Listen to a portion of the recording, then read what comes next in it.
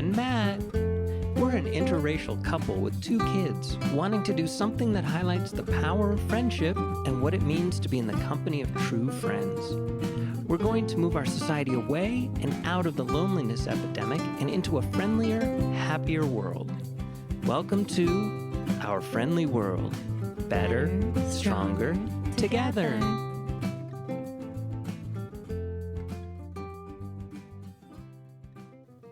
The Guest House. This being human is a guest house. Every morning, a new arrival. A joy, a depression, a meanness. Some momentary awareness comes as an unexpected visitor. Welcome and entertain them all, even if they are a crowd of sorrows who violently sweep your house empty of its furniture. Still, treat each guest honorably.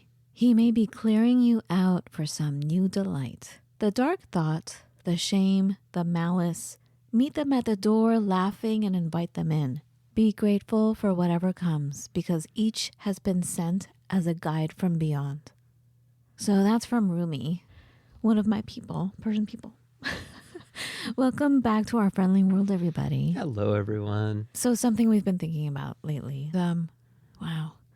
I know this is all about relearning or remembering the art of friendship.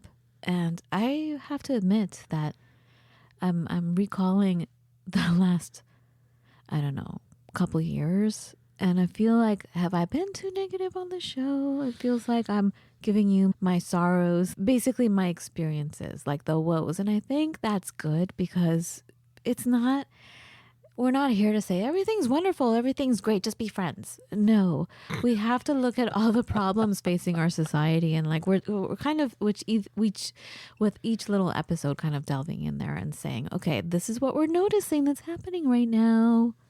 That's a little off. How can we make it better, right? So obviously if things were great, we wouldn't even have a show on the art of friendship for us to remember. Correct? Truth. So having said that, I must say that the last, this portion of my life, I'm not happy about some of the people that I have met. I'm not happy about some of the boyfriends I had. Definitely not. Uh-oh, but I'm one of those boyfriends. Baby, you're my husband. I love you. No. But, maybe I wouldn't have contracted some diseases from, you know what I'm saying? Like, bad. I'm unwilling to own up to having contracted any diseases. Thank you. I'm just saying that they brought, I'm sure stepping away from life, it all is meant to be. It's all put you in the place where you're supposed to be at this moment. And everything is in divine order. But yeah, I'm not happy with some of the people that came into my life. I'm not happy with a lot of people that have come into our kids' lives. Now they're like in therapy for it, or they're still upset about it, or they're like forever scarred about it. And if the scar heals, you can still see it. Like, oh, how did you get that burn? Oh yeah, that came from how this person was so mean on the playground. Or just, I don't want to get into it. I'm feeling like that person on that movie, How to Lose a Man in 10 Days, who's like, but surprisingly upbeat. So when does this become surprisingly upbeat? Okay, Matt's referring to one of I only watch romantic comedies. So yeah, How to Lose a Guy in 10 Days. She works for a fashion magazine, and they're pitching ideas. And this one woman is always talking about, all the things that happened at the nail salon that went bad, but surprisingly upbeat, or whatever, like horrible stuff, but surprisingly upbeat. So how can we make this upbeat today is what you're saying, Matt? That would be what I am saying, yes. Well, I'm just saying, okay, to turn it around, I will say that, you know what? Why don't you talk for a little bit? Let me collect myself, because I'm still in that point where like, I wish I had never seen these people. I mean, we certainly, starting with that poem, The Boathouse. The Guest House, honey. The Guest House. I keep doing that. I don't know why I keep doing that, but I keep doing that. And by the way, have you all had any guests that you were so excited about coming over to stay with you? And once they're there, you're like, oh, this was the worst idea. When are they going to leave? Leave. And it turns into the worst, most toxic situation. That happened to us. I was so mad. To this day, I'm so angry about it. But surprisingly upbeat. No. I'm not upbeat about that. I'm glad she's out of our lives. Gosh. Anyways, so back to the guest house. Oh, okay. Before that, I will say something upbeat. That at my core, I've always said, and I still believe this, that every meeting is a planned meeting. Even the people that walk by you for a fraction of a second on a crowded street in a crowded city, that is a chance. It's not a chance meeting. That is a predestined, that is a pre-planned meeting. So kind of what Rumi says, that because each has been sent as a guide from above, or as a guide from beyond, I'm sorry. So anyway, back to you, honey. Oh, thank you. Feels like you just, I don't know, cut my key. How did I cut your key? Oh, well, I thought I had a point, and now I'm... Well, I was, okay, I'll go back to being negative. I am so sorry. No. Some people really messed stuff up, though, I gotta say. Really messed stuff up. I mean, Ruby's onto something, but I don't know. I can't agree with 100% of what he says. Probably about welcoming all of it in. Yeah, because we come from Aikido and we're very careful about what we allow in our circle, correct? And he's saying, Yes. Welcome it all with an open arm. Meet them at the door laughing and invite them in. Wow. No. Yeah, you're right. Oof. But he's a wise sage. Well, he is a wise sage, and I certainly agree with treating each guest honorably. But he doesn't say nicely. He says honorably. Uh-huh. So, splitting the terms. But of course, I have no idea what he actually wrote. I only know the translations. So it becomes tricky. And some translators are awesome and some aren't. Right. We have no idea if this is actually what it says. And that's kind of part of the issue. But I mean, Well, question for you, honey. Mm-hmm. How do you define honorable as opposed to, what was the other word for it? Nice. Yeah. Is that what we said? Well, I think how honorably do you define means honorably? You don't put too much on them, but you don't let them get away with stuff. You're still treating yourself with respect. Yes. And your surroundings with respect. And if they're like, oh, wow, this dress is really pretty. I really wish I had a dress like this. Hint, hint. You don't say, oh, well, here you go. Also, you're not going to get into a fighting, dirty match with them. You're not going to meet them at a level that is very base. Mm-hmm. A level, by base, I mean, if they're throwing explicit, how do you say the word? Explicatives. Explicatives, like really nasty words at you or nasty things. You're not going to go to that same level. You're not going to fight dirty if they're fighting dirty, correct? Yes. That would be honorable. Yes. So it doesn't mean, yes, by all means, bring in all of it into my home. And right? I'm not going to be nice to the point where I'm giving too much of myself. And that's why you break up with some people, correct? Yes. Some people take. Some friends take. Some people come in, destroy your house, and take all the furniture, and you're left empty. And that's exactly what he's saying. But I think that where he's going to, because it's actually, even if they are a crowd of sorrows who violently sweep your house empty of its furniture, still treat each guest honorably, he may be clearing you out for some new delight. That's true. I think that, you ever had one of those like friends who's just always there, but like they're not always there to take you to a concert or to tell you about this really cool, forgive all the music analogies, about this cool band or this cool anything, like, wow, look at this fashion or look at these deals or look at this, but they're always there and they're always nice and they're always pleasant and you can have like really moving conversations, but they're not flashy. right? And I think sometimes these wicked people who sweep in and out, I think that it's almost like having a friend who's just a palate cleanser on some level. You know, they're just nice to be around. You just enjoy being with them. Oh my gosh. Okay, so it's kind of like smelling that. coffee. You appreciate that. Is it like, okay, so one of the things I learned when I worked at Aveda, when you smell too many scents, after, I forget the number, is it 7 or 9 or something? After a certain amount of things that you smell, your nose becomes like, it kind of goes blank. So you're not able to correctly smell anything anymore. But coffee is one of those things, if you smell coffee, it resets your sensory, your smelling sensory. So you can start smelling again. So that's why the aromatherapy labs and everything, they had a little petri dish of coffee beans. And that makes perfect sense. And again, you know, what I definitely think he's going down the line is exactly that. It's, you know, when everything is terrible, but one thing isn't, wow, that one thing is like extra good. So like our cake guy when we got married. Oh my goodness, yes. Our cake guy and our musicians, but our cake guy, yes. So basically what it means is, because the friend who's steady, the person who's been steady and quietly there for you, you may forget what a treasure they are. But when a nasty friend comes up, you're like, wow, then you appreciate the one that's always been there. And you see it gives more delight to them. Yes, very much. Very, very much. It makes you remember.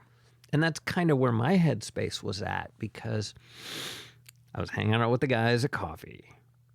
And somebody swept in, and somebody who swept in was not a very nice person. And immediately 2 of the people who I was at coffee with disappeared. And I thought they disappeared because of another guy at the table, but turns out they disappeared for a completely different reason, but that's not what's important.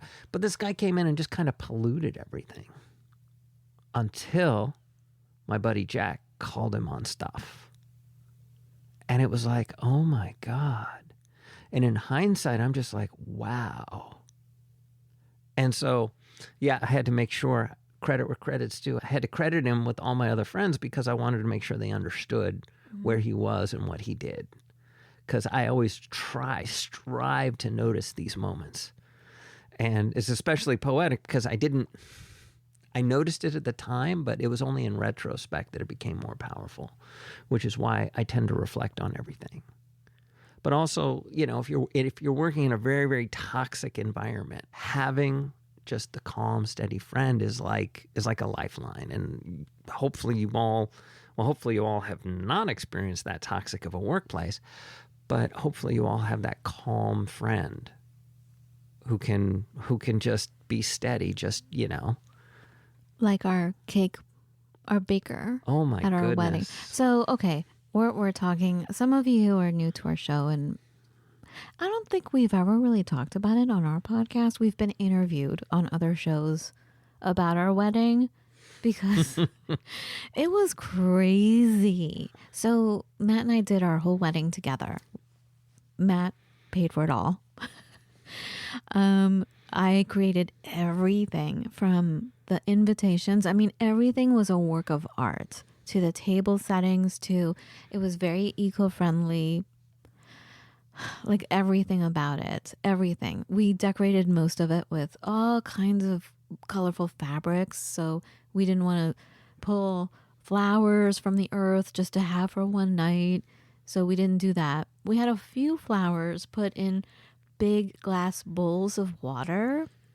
Like we submerged like one Gerber daisy in a big bowl per table. But every table had an easel and a unique work of art created by moi, thank you. And each table, instead of a number, had like a saying. So you're not at table 37, you're right at the wisdom table. You're at the compassion love table. Love is here table. You know, like it had a word or a phrase. Anyway, it was very special. But who showed up? Like we tried to be honorable. We invited whatever, family. Well said, honorable. Well done. We were though, right? I know, absolutely. Well, that's just it. You know, A wedding, yes, absolutely, it is for the couple, but it's also for the families. In this case, we knew it was all for the family, so it was kind of like, let's just feed the beast, like the and Happy. So I'm sorry, but so guys, long story short, what happened was our beautiful ceremony in Malibu, California, like beautiful, like even the people who worked there. Shout out to Calamigos Ranch in Malibu. Which, by the way, every time we turn on the TV, there's either a commercial or a TV show that's taking place exactly where we got married. So we're always telling the kids, that's where we stood. That's our ceremony. And they're like, yeah, we know. I think they're over it. But anyway, it was so special that the staff kept coming up to us during our ceremony, during our whole wedding, saying, wow, we've never seen anything like this before. And I thought they were talking about other things because I was like pushing back tears. What happened was everybody from our guests, which were relatives, who had vengeance in mind, all of them, like they took that opportunity to get back at each other, not knowing, here's us, we're just inviting people honorably, but no, like my stupid uncles came as a vendetta to my parents to ruin the wedding, to get back at my parents for whatever they were harboring from decades ago. So anyway, yeah, we had some brawls happen at our wedding. Ew. Brawls, full on brawl. Anyways. Anyway, it took me years to get over it. It took me years. I have never in my life, and I've been through stuff, guys, I've never in my life had such rage in my spirit after our wedding. I had to go to therapy. And what was so lame is one of those brawling, we got back from our honeymoon, 2 weeks. Yay. Thank you, Dad. And he called to apologize. And it's like, wow, okay, if you're going to show your butt and continue showing it. Don't apologize, apologize to me, right? I don't know what to say. Should Did he apologize to you? Yes. He did? I didn't know that. I thought I told you that. You never told me that. You gave me the phone when he called. I don't remember that. I just remember him crying on the phone. Mm-hmm. This 70-year-old man crying on the phone. He wanted to apologize to me. Wow. And it's like, I don't do remember I that. just say, and the horse you rode in on, which means screw you, or do I say it's okay? It was our wedding, singular occurrence. Thank you so much. I don't remember what I said. I said thank you, but I've still returned the bottle of champagne that they had sent us as a gift. That we believe they sent us. We could have just sent them a random bottle of champagne that got sent from somebody else. No, it was from them. As soon as it arrived, I just sent it back. Here's the thing. When people do you wrong, when you're under duress, this is the other lesson I learned last week, you don't hear properly. So no, I don't remember him talking to you. Much like when we get into a fight and you apologize immediately, I don't hear it because I'm in a state, nothing makes sense, and I can't hear things properly. We've done a whole show on this years ago, 2-3 years ago, about how when someone is overwhelmed, their senses get completely muted. So they can't hear, they can't see, they don't feel the same way. My goodness, this happened to me last week. Sorry, Farnoosh. Guys, I got into a fight with Farnoosh. Well, I feel like it was a fight. I don't know what it was, but whatever it was. Whatever it was, they weren't talking. No. Because I was overwhelmed and I felt like no one was hearing me. I was in trouble. My kids were in trouble. And I felt like the world was against us, which it was. I had to correct everybody constantly. Especially me. No, not you. But going back to our wedding, even our vendors, everybody was screwing us over. It was ridiculous. And what was the favorite part? What did they all say? Don't worry about it. So we would say, hey, this seems off, or hey, are you actually going to do this? Don't worry about it. Is what everyone would tell us. If you are a vendor, never say that. We'll never say that to us because that's fighting words for us now. But the only people who were honorable and quiet and we didn't even have to think about was our baker who made our cake. Yes. And the amazing musicians. Yes. And there you have it. And what do you remember when we asked our baker, we're like, okay, we're getting married at Calamigos Ranch on this date. What did he say? I don't remember now. He just said, I know it. That's it. That's all he said. Love him. And that was literally our sole conversation with him after we tasted the cakes. Yeah. And not for a second did I believe the cake wasn't going to be there. And boom, it was. Quiet. No fuss, no muss. No fuss, no muss. Quiet. Calm. No fuss. Like, amazing. And the musicians, they were a little different because they were very energetic. Oh my God, they were energetic, but And so lovely. so happy. And compassionate and happy for us. I think everybody. Anyway, we're talking about the wedding too much. Yes. Anyways. But that's going back to friendship. It's like when that kind of stuff happens, you realize who the nice ones are. Yes. And you realize what you have. So after therapy session after therapy session, oh my gosh, this one therapist had me, you guys. So she was more of a psychic than a therapist. She was both. She was very intuitive, but she's like, I want you to write down every single person that has done you wrong from this wedding. Guys, it was like 250 people. How many people did we have? It was like 200. It was like 200. So I'm like, that's a long list. Because not only did I have to write their name down, but I had to, okay, this is what she made me say. Lord, please help me to forgive blank the person. Lord, please help me to forgive Jane. Lord, please help Jane to forgive me. I'm like, what? Why should I? Anyway, please help us to forgive each other. Please, Lord. Thank you, Lord. I had to say that, even though I'm not even religious, but like I had to say that about every single person. I'm like, that's a lot of people. Who has time for that? She's like, well, and I thought about it. She really didn't say anything. She just looked at me, the therapist, and I'm like, oh, I get it. If it's a lot of people and I'm like, that's a lot of people to say all this about, like, why would that be in my spirit, in my body? So yeah. So now anytime something happens, I say that, and it's amazing how it totally clears you.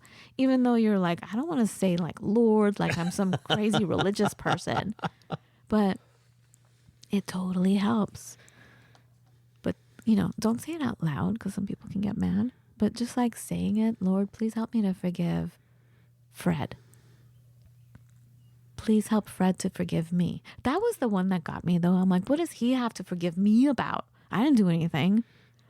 But on some level, we all take part in something that we may not even be aware of because it could be a contract from some other time period. I don't know. Another life. Who knows? Whatever. Another dimension. You know what I'm saying?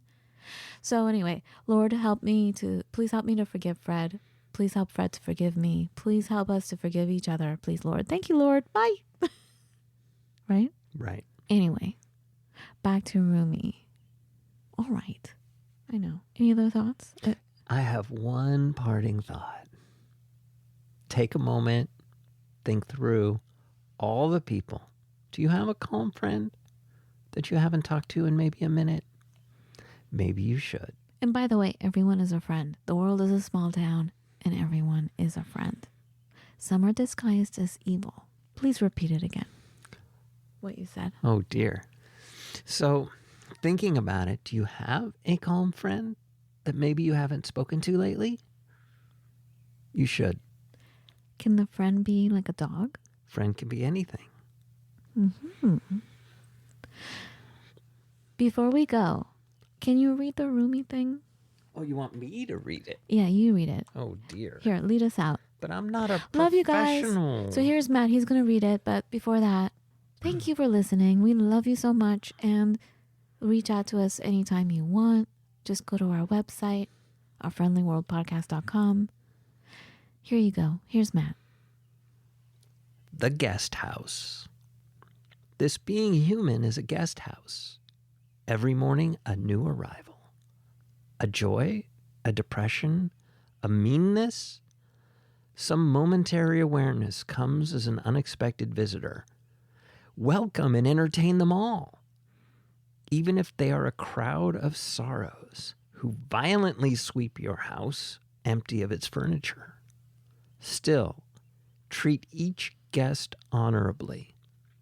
He may be clearing you out for some new delight. The dark thought, the shame, the malice? Meet them at the door laughing and invite them in. Be grateful for whatever comes, because each has been sent as a guide from beyond.